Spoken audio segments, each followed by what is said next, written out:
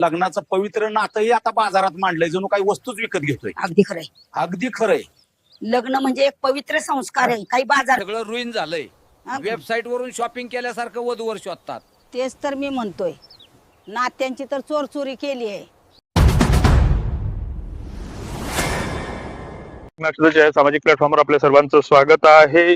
मराठा लग्न अक्षदाच्या माध्यमातून लग्नासाठी किंवा लग्न जुळवण्यासाठी एकमेकांना सहकार्य करत असताना किंवा प्रयत्न करत असताना जी लोक स्वतःसाठी म्हणजे कुणाचं स्वतःचं लग्न जुळवण्यासाठी कोणी प्रयत्न करत असेल, कोणी मुलासाठी करत असेल, कोणी भावासाठी करत असेल, कोणी देरासाठी करत असेल किंवा अजून कोणी अन्य कुणासाठी करत असेल, मात्र जी लोक स्वतःसाठी 2 ते 5 मिनिटाचा दररोज वेळ देऊ शकतात, कारण आम्ही स्वतःसाठी म्हणतोय, तर अशाच लोकांसाठी हे पुढचं 2-3 मिनिटाचं निवेदन आहे. बाकीच्यांनी जी लोक दुसऱ्यावर अवलंबून आहेत, परावलंबी आहेत, डिपेंडंट आहेत, निष्क्रिय आहेत, तर अशा लोकांनी हा व्हिडिओ इथंच स्किप करायला हरकत नसावी आणि त्यांच्यासाठी मग रील्स पाहण्याचा किंवा सोशल मीडियाचे अनेक प्लॅटफॉर्म उपलब्ध आहेत, त्यांनी तिथं टाइमपास करावा. तर असो मित्रांनो, मराठा लग्न अक्षदाच्या माध्यमातून लग्नासाठी वेगवेगळे उपाय सांगत असताना मोफत किंवा कुणाची फसवणूक न होता याच्यासाठी आपण सगळे मिळून काय प्रयत्न करू शकतो याविषयी आम्ही सातत्यानं बोलत असतो.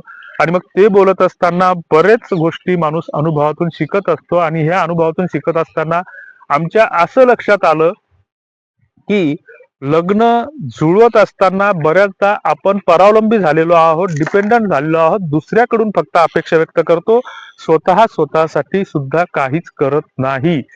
जशी शेती व्यवसायाची वाट लागलेली आहे की शेतकरी पूर्णपणे परावलंबी आणि निष्क्रिय या इथल्या सरकारी व्यवस्थेने बनवून ठेवलेला आहे की शेतकरी फक्त महिनाभर, कारण आम्ही सुद्धा शेतकरीच आहोत आणि अभिमानानं आम्ही शेतकरी असल्याचं, शेती आणि मातीशी नातं ठेवत असल्याचं वारंवार सातत्यानं सांगत असतो.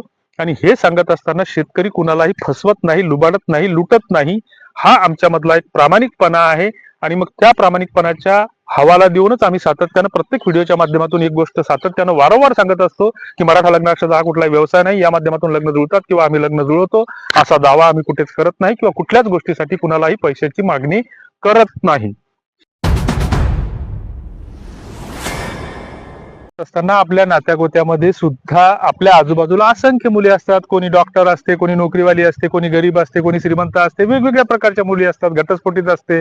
मग त्यांच्याकडे जर असं एखादा, आपण जर गरीब घरचे आहोत आणि एखादा आपला नातेवाईक आहे चांगला, एखादा त्यांची मुलगी MD झालेली आहे, डॉक्टर, तर तिला सुद्धा लग्नाची गरज असते ना. तर मग तिला आपण जर म्हटलं की बा त्या नातेवाईकाला की बा तुमच्या मुलीसाठी असं असं स्थळ आहे बा, माझं नसला जरी आपलं कोणी ओळखायचं, तर आमचा एक पाहुणा आहे, तोचा मुलगा पण MD झालेला आहे, हिचा ताईचा बायोडाटा द्या बरं, मला मी पाठवतो त्याच्याकडे, किंवा ते म्हणाल की त्यांचा बायोडाटा पाठवतो. आपल्या ग्रुपकडे असे तरी बायोडाटा येतच असतात, आपल्या जिल्ह्यातला असला आणि याच्यातून जर एखाद्याचं लग्न जुळलं तर ते एक पुण्याचंच काम आहे. मध्यस्थ म्हणून तुम्हालाही त्या लग्न जुळवणाऱ्यानं ज्याचं जुळलं तर त्यानं मानपान द्यायला पाहिजे. राजकारणी लोकांचा सत्कार जे करतात तर ते एखाद्या मध्यस्थाचा सत्कार करायची चाल प्रथा आपण आता पाळली पाहिजे प्रत्येक लग्नातून, हे असं आम्हाला वाटतं. तुम्हाला काय वाटतं ते कमेंट बॉक्समध्ये नक्की कळवा.